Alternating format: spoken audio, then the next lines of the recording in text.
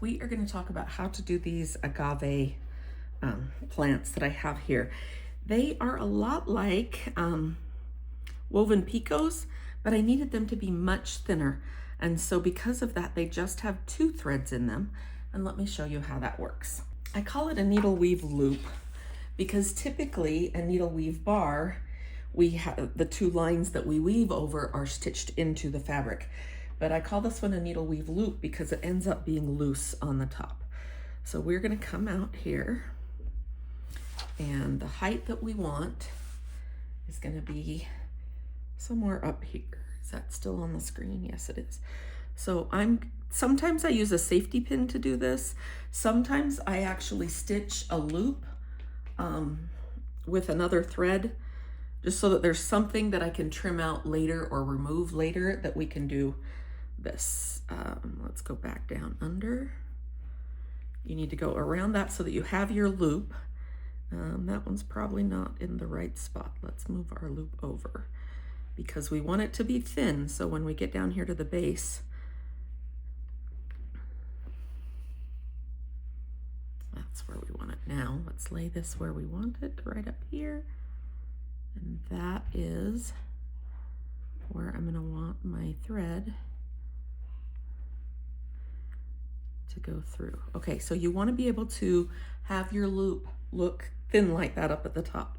Then much like a woven picot, remember woven picots have odd numbers and you can do this with, that is not really where I wanted to come out. I would have come out right in between.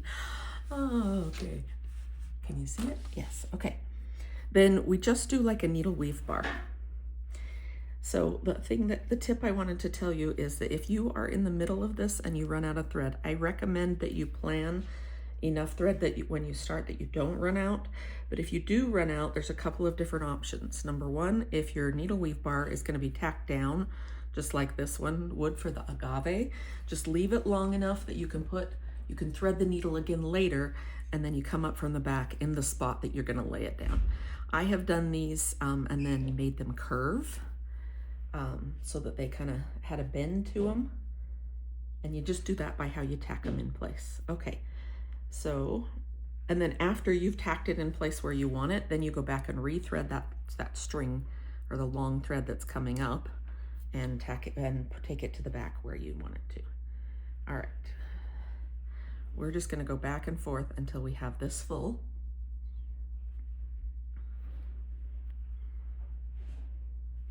Just make sure each time it's laying neatly. So like I said, you can do the same thing with 4 strands wide if you want to have a bigger one. Although at that point, I'm not sure why you wouldn't just do a woven picot. Because in the end, when you pull this off, it's loose, but with a woven picot, because there's an odd number, your thread is at the base, and so the whole thing can flop. With this one, when we get to the end, we'll have the needle up here at the top. So I'll show you what we can do with it after we've got it full. Okay, we have finished winding all the way to the end. Now I used about 1 yard of thread and it made this one, which is, if I put it next to the ruler, it's a little over 2 inches long.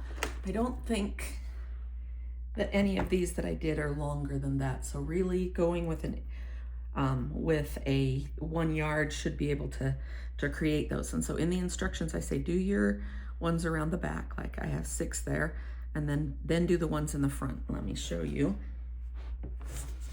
how that would work, because when you're finished with this and you pull this pin out, then this whole thing along here, except where you've caught the threads, the fuzz, oops, I pulled my needle out, it is movable.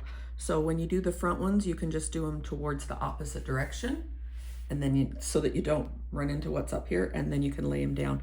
The other option, whenever you're doing something woven like this, is that you can put a piece of paper. I don't have very much handy here, so we're going to pretend. You can, after you have your lines going up, you can lay a piece of paper down. That will keep you from tying up anything here or any of the layers underneath. You just make sure that the width of your little piece of paper here is as long as this part is, and then you can go ahead and do that. Okay, so I told you that I've done them curved before. So if I were going to do a curved one, I would lay it down like this. Then I'd use my needle here to go down in, and then I'd come back and just tack in a couple of places with the same color, and then you can get it to stay in curved fashion.